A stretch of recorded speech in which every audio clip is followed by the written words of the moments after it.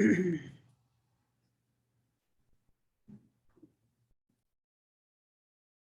right, good morning. Everybody hanging in there? Anyone else counting down the days to spring break? Okay, I was telling my class before this that my kids are like counting down the seconds, right? They're really mad that they still have the whole week. They're like, it's coming so soon, which is exciting. I printed like all my cruise documents this morning, ready to go, planning my food. I'm ready for next week for sure. So it's coming, hang in there. Notoriously, like Wednesday would probably be like Wednesday and Thursday are like the lowest attended days of the year. So it's kind of a serendipitous in a way that we're not actually meeting. I do want to talk about that for just a moment. If you're looking at the syllabus, remember that exam number 2 is on Wednesday, which we talked about a couple of times. But we won't actually have class. It'll be virtual, so you will be taking the exam on Canvas, just like you did for the first exam. So the link is on there. What'll happen is on Wednesday morning, the exam will open up at 12:01 a.m. and then it'll close at 11:59 p.m. So you can take it anytime on Wednesday, anytime between like when Wednesday begins and ends. But the deadline is 11:59 p.m. Wednesday night. So make sure that you have completed it before we hit that deadline or it'll be too late. You have this time. So you have from 10 to 11:15. So obviously, if you have a busy day, take it at this time. It should be free for you. But if you'd rather take it in the morning or take it later in the day or in the evening, you have that flexibility. You can take it at any point that works for you. Just like with the first exam, you have 75 minutes and you have one attempt.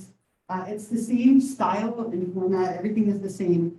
So as long as you prepare and you're organized and ready to go, I mean, you really all should do fantastically on it. I would assume a lot of A's. I hope a lot of A's. And again, I'm hoping this makes your anxiety a little bit less, that you can use your notes and your book and really will set you all up for success. So just make sure that you don't forget to take that on Wednesday. I'm going to send out an announcement tomorrow night, just as a reminder, in case you forget for some reason that we won't have class Wednesday. I will be here if you have questions, but we won't meet. So you're welcome to come here and take it on campus. You can take it at home, as long as you complete it before the end of the day Wednesday. It doesn't matter where or when you take it. So make sure you're using the study guide. If it were me, I would write out the study guide and have that in front of me, but it's totally up to you how you want to prepare that way. Yeah. Is it only available on Wednesday? Yes. So it'll open up Wednesday morning at 12:01 and then close at 11:59. Yeah. So anytime Wednesday, you can take that. Any other questions at all about the test? It's only on the chapters since our last exam. So everything that we've covered since exam 1. And remember, on Canvas, there is a study guide. So I put all of the terms on there that you need to know. If it's on there, make sure that you know it, you're familiar with it. If it's not on there, you can totally not worry about studying it. But it will go through everything through chapter 10. So everything since the last test through the chapter that we'll finish up today. So we'll have that on Wednesday, and then we go to spring break. So I won't see you after today for a little while. And if you're looking at the syllabus, I actually had a planned absence the Monday we come back from spring break. I planned that a long time ago. That's the day we come back. We come back really late at night on a Sunday from our cruise. And so I had planned to not be here that day. I was going to do a virtual thing, but we're no longer virtual. So on the Monday we come back from spring break, it's on the syllabus. We won't have class that day. I'll actually see you in like 2 weeks after today. It feels like a really long time. But I will post an announcement on that just in case you forget. But I probably won't have internet very well over spring break. So I will post a reminder that will go out. But again, just as a quick, today we'll finish up this chapter. Wednesday, we have the exam. And then that Monday we come back from spring break was a planned absence. I already had it on the syllabus and everything, knowing that I probably wouldn't be back in time. So the other thing I want to mention really quickly, I did grade all of your second part of the papers. So hopefully you saw your scores that were up on Canvas. A lot of you got the full 40 points. A lot of you did a beautiful job, lots of great progress going toward that final paper. The biggest reason people lost points was not doing a source. There were like 3 people who either gave me a non-academic source or no source. Otherwise, almost all of you got full points. Big thing from here, the final paper isn't due until like the end of April. So about a month But make sure that you keep working on it. We'll keep talking about it. We'll talk a little more about APA formatting as we get closer. But don't forget about that paper. You don't have to worry about it necessarily right now, but in about a month, the final paper will be due. And I gave you all a little bit of feedback, so make sure you read that on Canvas, and hopefully it's helpful for you in moving forward. But really nicely done overall. And if you never submitted it and you have regret, you can still turn it in. You definitely will lose some points at this point, but better to get some points than none at all. So if you haven't turned it in, you can still email it to me. Otherwise, your grades are all posted for that too. Any other questions about the schedule, the grades, the exam, any of that stuff? Yeah. Sure. It should be all the way up at the top. So if you go up to the first like course documents and videos up there at the top, it should be right on there. Oh, there it is. Yeah. Yeah, so it's in the top of that first section under modules. Yeah. Mexico, right? Yeah, I don't know. I've like read like 15 different like mask requirement things. I don't know what to expect. But yeah, we leave from Long Beach. Then we have 2 days at sea, then Puerto Vallarta, Cabo San Lucas, and Mazatlan, and then 2 more days at sea. So lots of time to sit around on the boat and eat. I'm ready. But yeah, I'm really excited. I've never been to Mexico, actually. I think I've been to Tijuana, but that's it. I don't know if I really count that as Mexico, but I've never been down there, so I'm kind of excited. It's not very warm though. My kids are like, it's gonna be cold. I'm like, well, 80 is not cold, but it's not high. It's gonna be like what, 91 tomorrow? Here it's gonna be really hot here tomorrow. But yeah, Mexico, very excited. I wish it was Alaska. That's where I want to go really badly. It'd be freezing cold. I don't think my kids would like it, but I'd get a kick out of it. Anyone else going anywhere for spring break? Anyone going anywhere? You what? That's exciting. That's super exciting. Anyone else going anywhere fun? Planning anything fun? You're going to sleep? You know what? That is fun. I would agree with you on that one. Like, that sounds nice. Nice to sleep in and not have to get up. Anybody else going anywhere? Yeah. Oh, nice. That's beautiful out that way for sure. Well, even if you don't go anywhere, I hope you have a nice relaxing week off for a chance to like get a little bit of extra rest, hopefully do something fun. Your exam will be done. The second part of the paper is done. So as far as our class is concerned, you can just relax. So can't speak to anyone else, but that was my hope, is that you wouldn't have anything to worry about for our class. So anyway, we'll get back into this. We'll finish up talking about chapter 10 today. And we kind of introduced the different drugs last time and talking about the categories, which isn't the focus. Our focus is more so on this main disorder. And as I said, I believe I said before, there are 2 main disorders. This is a really big one here. So when somebody uses a substance, they can suffer what's called substance intoxication, right? Like if you drink alcohol or use a drug, you might be intoxicated, right? Intoxication is something that's temporary. It's a cluster of like behavioral, emotional, physiological, psychological changes that happen when you ingest or take a substance. So intoxication is something that happens for a brief period of time. It's very temporary. And a lot of people can become intoxicated by a substance and not develop like long-term issues with it. But the long-term issue that people can develop is something called substance use disorder. And that's what we'll spend a bunch of time talking about.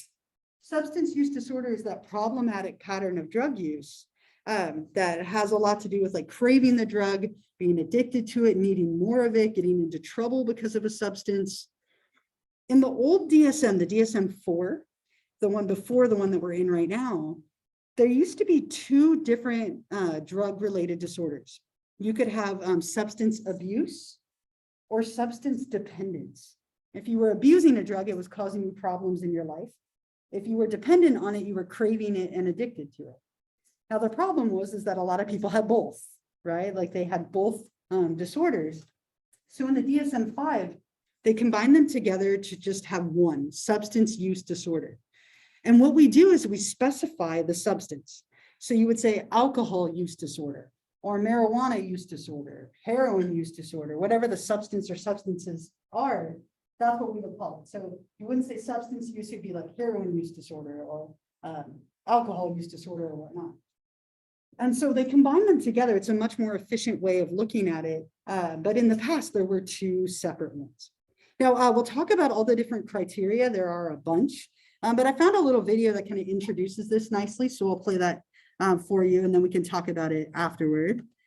I was just kind of here, but again, this isn't a short-term thing, right? When people have a substance use disorder, whatever substance, this is something that's been lasting a long time. And so that leaves a lot of like wiggle room for people to have used a substance periodically or like occasionally without developing a problem. And a lot of people do that. A lot of people use substances in their life, whether it's to help them relax, help them sleep, help them deal with anxiety. Maybe it's to help you wake up, right? And be more alert for the day, but only if it becomes problematic, if it's affecting your life in some way, and it's happening over a long period of time, do we qualify it as a substance use disorder?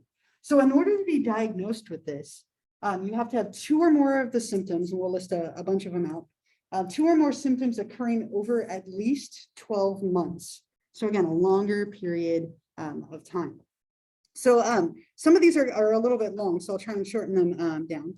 So one of the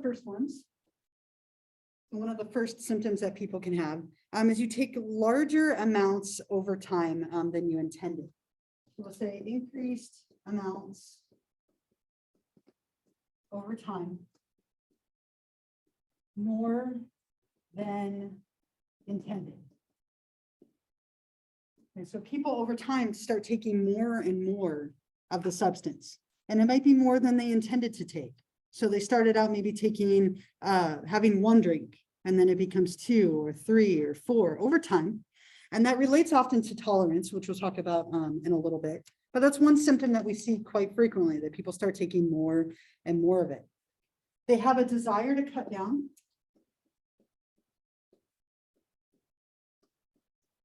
So to reduce or cut down, but they're often unsuccessful.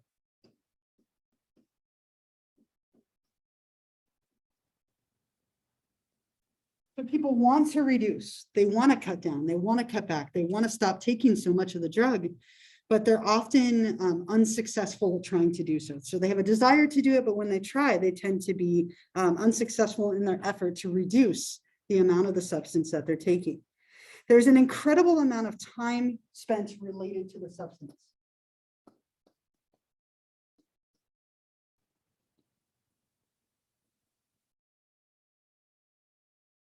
People spend a lot of time thinking about the drug, using the drug, surrounding themselves with people who are using the drug, trying to acquire it, selling things, or doing things to get the drug. They spend a lot of time related to that drug in some capacity, whether that's, again, using it, trying to acquire it, thinking about it. There's a lot of time and energy that is spent devoted to that drug or that substance. And again, that can manifest in a lot of different ways. There's a failure to fulfill obligations.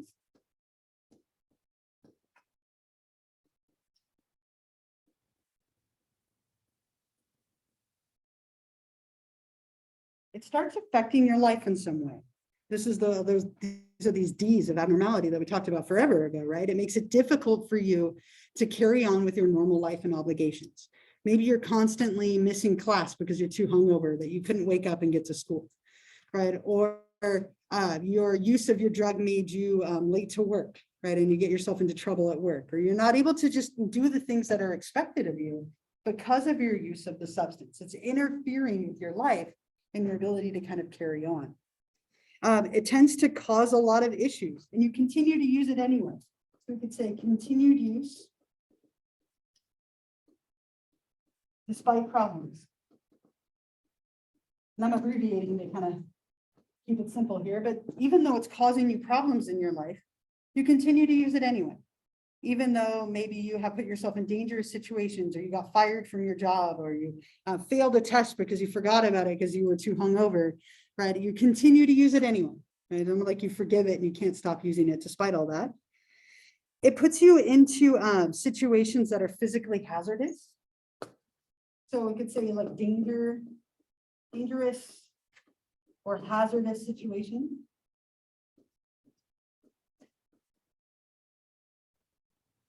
Driving under the influence.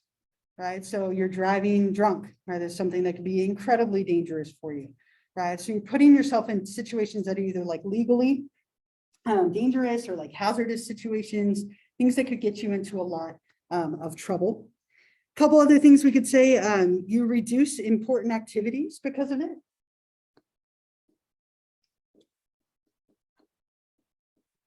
Things that you enjoy, you stop doing, right? Maybe you stop hanging out with certain people, you stop doing things that you really liked to do because of the use of the substance.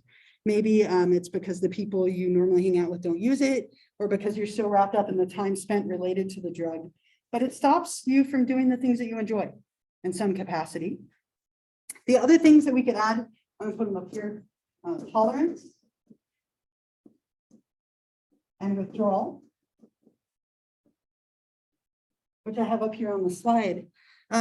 Tolerance and withdrawal are really common with any substance, even something as simple as caffeine, right? Something as simple as coffee, you can develop tolerance with that, right? And I think I shared with you, I worked at Starbucks for a couple of years, right? I worked there for 2 years during graduate school and I loved it. It was such a wonderful way to stay caffeinated for free and get through graduate school. But I often felt like a little drug dealer. Like I would watch people develop tolerance for coffee, like over long periods of time. They would come in and it was like they'd get a tall and then it went to a grande and then a venti and then a triple venti or quad venti, right? They kept adding more and more shots over time, right? It became that you could see that they needed more and more to get the same effect. One drink used to make you feel a little bit buzzed. Now you need 2, and eventually you need 3. If you drink a cup of coffee every morning, you will become tolerant to it. You'll hit a point where if you don't drink that cup of coffee, not only do you feel lousy, but you also almost need that 1 cup just to reach your normal. It might take you a second cup to get that feeling of being awake from it. So if you drink coffee every day, it can lead to tolerance. And that 1 cup you start to need a little bit more. And that's where you start taking more and more over time in order to achieve that same effect. And if you drink a cup of coffee every day and you don't have it, you might get a headache or you feel tired. Other substances are very dangerous to withdraw from. Heroin can be deadly, so can alcohol. They're very difficult to quit, especially cold turkey. Cigarettes, one of the hardest ones to quit, right? Nicotine is incredibly addictive and people feel awful when they don't have it, right? And when people feel awful, they go back to using the drug to get rid of that feeling of being not feeling well.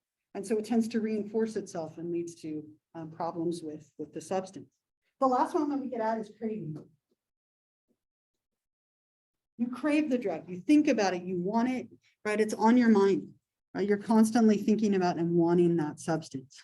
And so these are the things that we tend to see over with somebody who's suffering from this, right? That they are going through this problematic pattern over the course of a year, right? Getting themselves into trouble, can't fulfill your obligations, using more and more of it, feeling lousy when you don't have it, thinking about it all the time, craving it.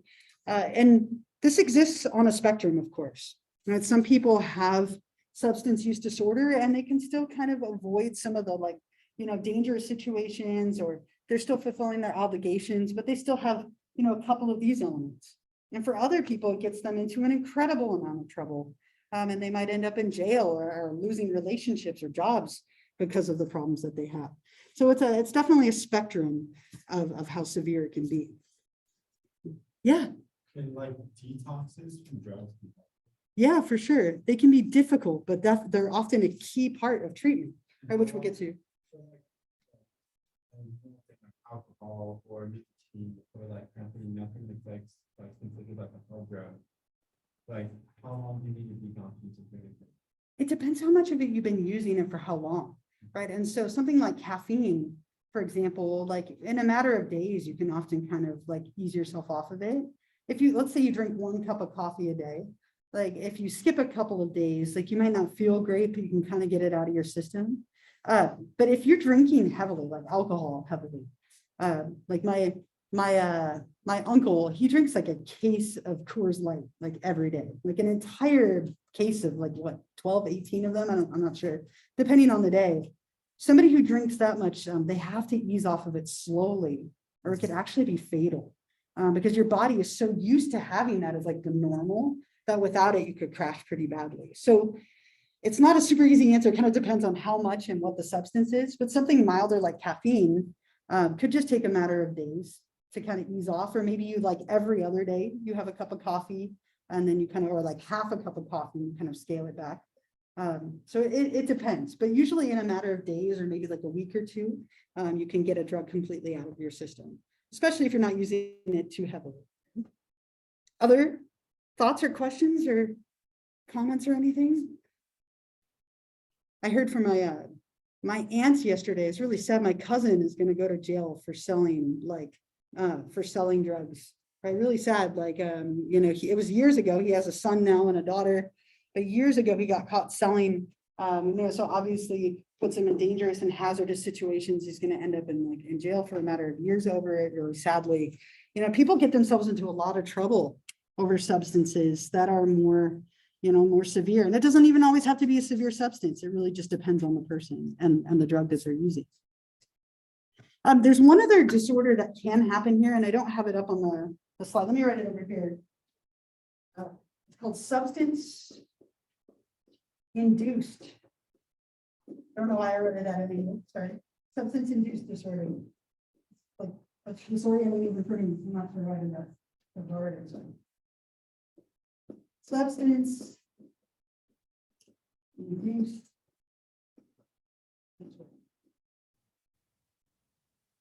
If you've ever heard somebody say I have like substance-induced schizophrenia, I think we talked about this a little bit, substance-induced psychosis.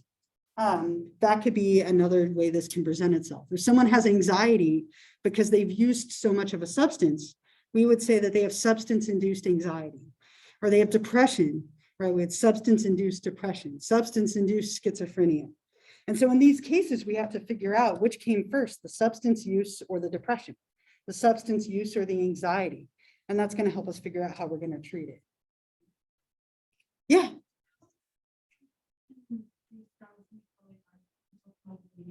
Yeah, they reduce anxiety, but others would cause psychosis or anxiety. I know, right? And if only we knew. Everybody just has such a different reaction to substance, right? Like two people can take the exact same drug, and like 50 people can take the same drug and react completely differently, depending on their history of using substances, on their body chemistry. We talked about that with caffeine, right? That sometimes people who drink a cup of coffee, it calms them down if they have something like ADHD, or sometimes coffee just does nothing for people. Other people are through the roof. So you don't really know, you know, some of it is thought to be genetic, but more so it's just based on our body chemistry. And so that's what I think makes drugs so dangerous, is you just never know how you're going to react to them. You never know if like you're going to have a good or bad reaction, if it's going to be something that's addicting, or you're able to use it periodically. There isn't really an easy answer to that. It's kind of tricky. But like if it lasts long, like something has substance induced psychosis, and that lasts like the rest of your life. Right? Yeah, it could. Right. And so when you use a drug, as we talked about last time, right, it changes your body chemistry. And for some, it changes it temporarily and then it goes back. For others, it could be the trigger that causes a permanent lifelong change. Sometimes people develop like schizophrenia or psychosis and they never go back. Other times it could be short lasting. And we never know which way it's going to go, which is, again, the kind of daunting part of substances. And it would still be considered substance abuse, even though it was lifelong. Yeah, so if it was triggered by the use of a substance, we would call it substance induced, like schizophrenia or depression or anxiety or whatever it might be.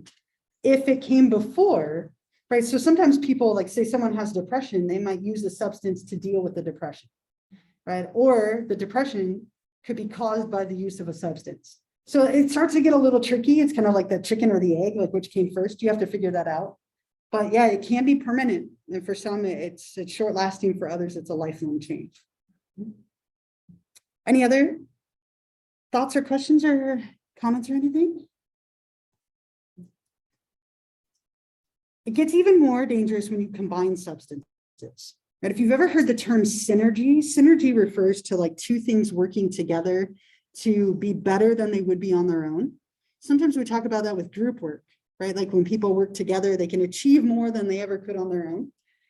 With substances, synergy is when drugs interact upon each other in an unpredictable and oftentimes more powerful way. And people combine substances all the time. It's a very, very common thing to do. Maybe it's drinking alcohol with an anti-anxiety medication, right? So people who take a Xanax, but then they are also drinking with it. Really, really dangerous because they augment each other and they start to act in unpredictable ways. When you combine substances from different groups, it's even more dangerous. Right, so really, really easy example. There's a lot of drinks that are like an energy drink and an alcoholic drink together, right? Like Red Bull and vodka, or like Monster and Jaeger. There's all these examples of drinks like that. They're very dangerous because they mask each other. What happens is people drink like 3 or 4 of them and they don't feel anything. And then all of a sudden it hits them out of nowhere, and it can be incredibly dangerous because they mask each other's effects.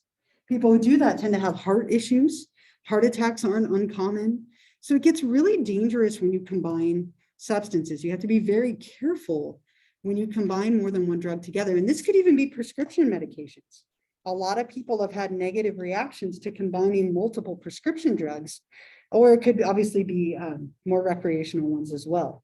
And you hear about this all the time. There's so many cases of people who have died as a result of combining substances together.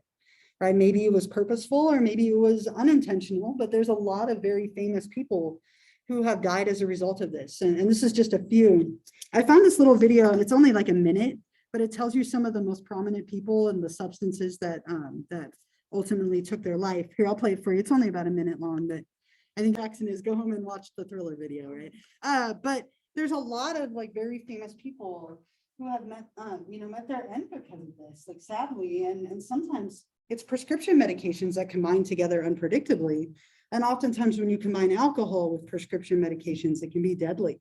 So it's something you have to be very, very careful of. And we call that synergy, right? A synergistic effect is when drugs interact with each other unpredictably because they've been combined. So just something that tends to make them even more dangerous in addition to, all the stuff we're talking about here. Some causes and treatments, and then what we'll do is we'll look at a little case study to kind of pull it all together. So some of the causes, there's a variety of them, just like with most disorders and with eating disorders that we just covered. From a sociocultural perspective, we tend to talk a lot about like socioeconomic conditions. People that grow up in poverty or stressful socioeconomic conditions have a higher rate of substance abuse than people who grew up in a more like comfortable environment. Right? So people who are used to like stress and poverty and difficult life conditions tend to be more likely to abuse a substance, oftentimes as like a coping mechanism. Not always, but there is a higher correlation present there. So it's something that we often mention. Freud is the one who came up with the psychodynamic perspective. Freud would trace it back to early childhood. Of course, it's something to do with your early childhood and your parents, right? Probably your mother, stereotypically. But he would say that you had unmet dependency needs as a child. And so what happened is you became dependent on a substance later in life. So if you didn't get your needs met when you were younger, you might constantly be trying to get your needs met and be dependent on other people or maybe even on substances. Very, very common from a Freudian perspective to put those two together. Yeah. Like doing drugs and drinking alcohol a lot, and then she was like, "But I didn't turn out like him." And she always recounts on this story like when we were younger. I was on a pacifier a lot. My brother wasn't. Okay. So she was like, she had a term for it, like a scientific term for like the baby's need, like Oral fixation. Yeah. Yeah. Like my brother, like he didn't get his needs met in that area, and I did a lot, so I never really like fixated on things like that. Yeah. Oh, that's so Freudian, right? That's such a Freudian thing to say. Yeah. Interesting. I'm glad you said that, right? And Freud would talk about fixation. I mean, that was his term, right? That you could get kind of stuck or fixated in different stages. And if you were orally fixated, like your mouth, then you might be more likely to become a smoker or somebody who abuses substances when you were older, right? So, I mean, the idea hasn't held up incredibly well. Like there's a lot of confounding things that can take place. But that's the idea behind it, right? That if you become stuck or fixated as a child, that it could translate to like a dependency need on substances when you're older. Behavioral and cognitive stuff looks a lot at like conditioning and modeling and events in your life. Family culture can play a big role, right? I grew up in a family that was very like strict about substances to the point where I didn't even drink like caffeine really, versus my cousin's family grew up in an environment where like they were all allowed to drink as much as they wanted to, right? Even from a very young age, they were allowed to drink as long as they did it at home with their parents. Right, every family is a little bit different, but the messages that we receive around that, the thoughts that we form around drinking and normality of it, around substances, can play a role in how we view it later on. So those viewpoints and thoughts are the cognitive piece. And then conditioning is massive with substances. If you take a drug and it makes you feel good, you're going to want to take it again, right? If you have a positive experience and you feel good from it, it reduces your anxiety, you're going to be likely to use it, right? Let's say you can't sleep, and you take some kind of like marijuana to help you sleep, and you get a great night of sleep. You think you're going to be more or less likely to take it again, right? Probably more, right? And a lot of people over this last 2 years, substance abuse has gone through the roof, right? People having a hard time sleeping or a hard time relaxing or just like coping with stress. So when people are rewarded for using a drug, which could just be as simple as it feels good, they're more likely to use it again. Biologically, this definitely can run in families. There is a genetic piece to it. And we oftentimes look as well at a reward center in the brain. We have a dopamine-rich pathway in the brain. We call it our reward center. And sometimes people don't get the same feelings of pleasure and like reward as everyone else. And so what they might do is seek that feeling through the use of substances or like risky behaviors. So maybe if somebody doesn't get that natural like rush or like level of happiness, they might seek it through the use of a substance or like a dangerous behavior. So we look at things like maybe a dopamine-rich pathway deficiency, genetics, conditioning, Freud's view, the sociocultural views, all of these together can help account for why somebody might be more prone to using a substance, or maybe somebody might be less prone or less problems with addiction. When it comes to treatment, we tend to go with the model that we proposed. Right. So if we think it's a Freudian perspective with like dependency and fixation, and what we would go back to when you were younger and talk it through and work through that and hopefully get rid of that dependency need. So lots of therapy, lots of talking and kind of identifying, going back and working through. Behavioral therapies tend to be very common. They're much quicker. Same with cognitive behavioral ones. Freud's ideas are very slow therapeutically. Right. He would often work with clients for years before any progress would be made. Most of the time, we want something to work much faster than that, right? So behavioral techniques are really, really common with substance use. And one of the things that we can do is called aversion therapy. If you keep using a drug because it gives you like a positive or good response, let's take that away. And then you might be less likely to use it. We can go even one step further. Rather than just taking it away, let's make you have a negative or like unpleasant response to the drug.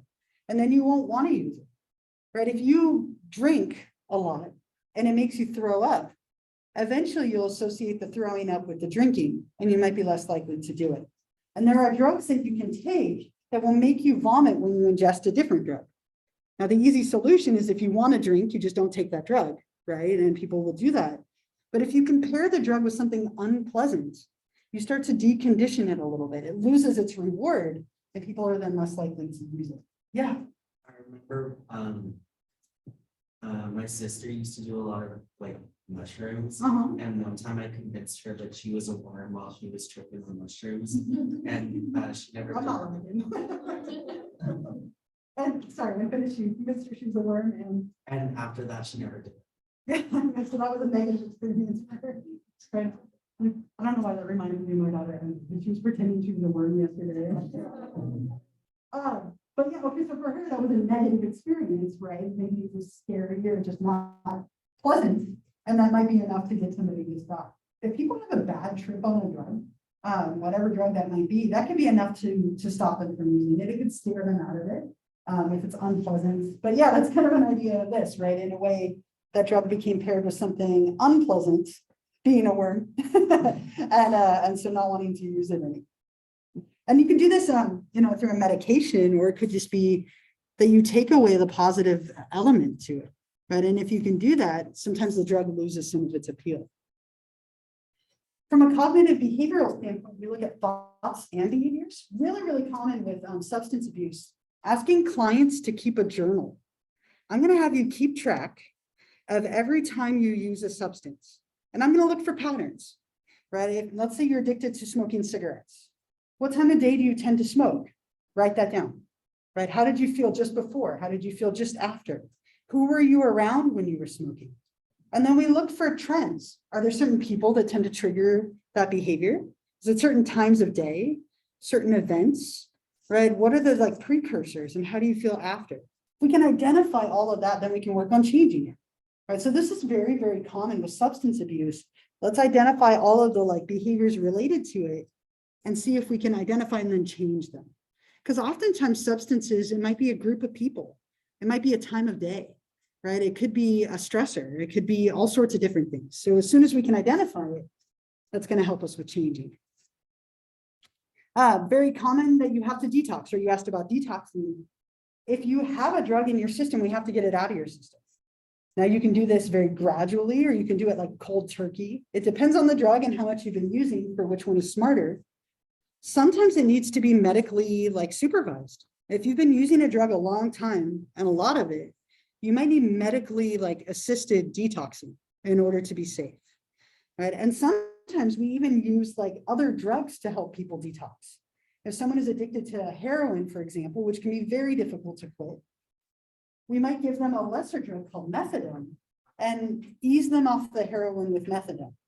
Now the methadone they would get from a doctor, right? And so it's prescribed, it's regulated, but super controversial. We're basically getting you off one drug by hooking you on another, right? But that other drug is less dangerous and it's regulated by a doctor. So it's thought to be the lesser of the two evils, but this is something that we sometimes do, getting people off of one substance with the use of another, quitting nicotine by using like a nicotine like replacement drug, like chewing a gum or a patch or something to get you off of it. It's less dangerous, but it's still a substance, right? So we see that a lot, that you have to get it out of your system, you have to detox. And sometimes as part of that, we use other substances to help get you there. The last thing is sometimes people go to different types of therapies, group therapies. Things like NA and AA are really, really commonly used for substance abuse, right? And I'm sure many of you know someone who's attended like an AA or an NA meeting, right? 12-step programs that are led by peers, people who have been kind of working on this maybe longer than someone else, where you have a sponsor to help you. There are different like rewards built in when you reach certain points of sobriety or not using a substance. Very common for people to go to like NA or AA or something to that extent. Sometimes in severe cases, people need to be hospitalized, right? They might go to like a residential treatment center where they get help. Lots of these in Los Angeles, right? Because we have so many like movie stars and things that struggle with addiction. We have a ton of these centers in LA and Beverly Hills and so on. They're notoriously expensive, thousands and thousands of dollars a day, sometimes, depending on the facility. But they can often help people to get off of a substance, teach them better ways. It involves like medical and psychological care together, and they can be very, very effective and helpful. We also work a lot on prevention, right? My kids just did like Red Ribbon Week. That was hard to say for some reason. Red Ribbon Week, where they were identifying, pledging not to use substances, right? Very, very commonly tackled in like elementary school, to teach people that you don't want to use substances from a very, very young age.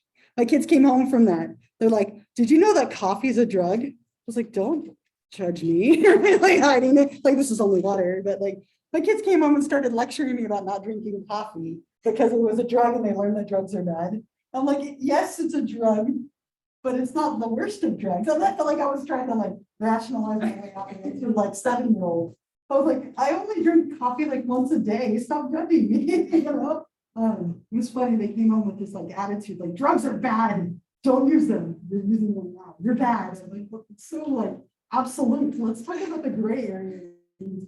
Trying to make sure I can still drink my coffee. Yeah. The deer program. Yeah. I remember like when we work, but lately I've noticed there's been like people sitting outside of markets and they're like, the deer program. They've been trying to do that. Yeah. Like around 2000, 8 or so. Yes, about 10 years ago. So I asked them, I'm like, I think this program doesn't work. So until I get in, that's why we changed it. I'm Yeah. like, good to know. Right. Yeah, Dare and then Mad, there's several of them. And they made a resurgence. And then the tricky thing is if you scare, if your only tactic with drugs is a scare tactic, you lose your credibility the moment somebody uses a drug and it's not scary. Right? Like if you tell your kids or you tell people, like, if you use this substance, you'll die. Right? That was like the old scare tactic, right? Don't use drugs, you'll die. Right?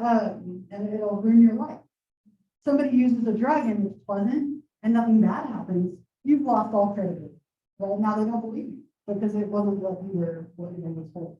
So it's more now about trying to educate people about the dangers of drugs rather than completely being a scare tactic like Dare used to be. It used to literally just be that, like, and same with like sex education sometimes too, right? Have sex, it'll ruin your life. You'll get gonorrhea and die, right? Like from Mean Girls or whatever, right? Such a common tactic that people use, but it falls apart when those things don't happen. And so you have to be a little more realistic if you want to avoid that. But yeah, they're making a comeback for sure. All right. Any other like thoughts or comments or questions before we do? As I said, I have a little case study that we'll do to kind of bring it together. But any other thoughts or questions, comments, anything? Okay. So what I want you to do, I have this little, it's very similar to the eating disorder one, but this one is about a young woman struggling with ecstasy. And I didn't write this, so I did make a few little edits to it just to make it a little stronger. But what I want you to do is to get into groups of like 2 or 3 or 4 people, whatever is easy. It can be the same group, different groups, totally up to you. And then what I'll have you do is you're only going to need to turn in 1 per group, but I'm going to give you each one so you can read it on your own. You're welcome to like write on it, highlight it if you want to, but just turn in 1 per group, write all your names on 1 piece of paper and put that in. And this will be worth 10 points, so you definitely take your time to answer it. But there are 3 questions on the back. We're going to look at what are some of the symptoms that she displays that indicate she has a problem with ecstasy. What are some of the potential causes and contributors? And then what are some possible treatments? So once you have a group, go ahead and read through it, and then you can take a few minutes together to answer. You can do bullets on the back, that's totally fine.